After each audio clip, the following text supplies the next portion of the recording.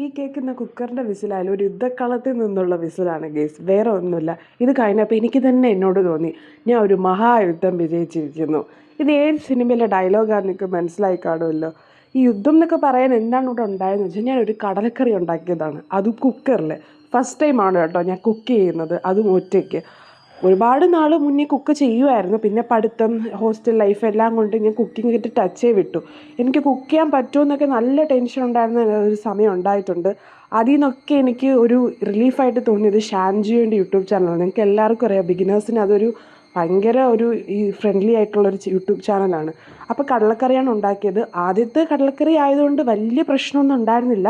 എന്നാലും കുറച്ച് കാര്യങ്ങളൊക്കെ ഞാൻ ഇടയ്ക്ക് വിട്ടുപോയി, സാധനങ്ങളും കുറവൊക്കെ ആയിരുന്നു. എന്നാലും ഉള്ളത് കൊണ്ട് ഓണം പോലെ അടിപൊളിയായിട്ട് ഉണ്ടാക്കി. ജുനുവിന് ഒത്തിരി ഇഷ്ടപ്പെട്ടു. 5-ൽ ഞാൻ എനിക്ക് തന്നെ ഒരു 2.53 റേറ്റിംഗ് എന്തായാലും കൊടുക്കും. അപ്പോൾ ഇത് എന്തായാലും ഫ്ലോപ്പ് ആവാത്തതുകൊണ്ട് തന്നെ അടുത്ത റെസിപ്പീസ് ഉടനെ ട്രൈ ചെയ്യാൻ തന്നെ വിചാരിക്കുന്നു. അപ്പോൾ പുതിയ പരീക്ഷണങ്ങളെ അടുത്ത വ്ലോഗിൽ കാണാം.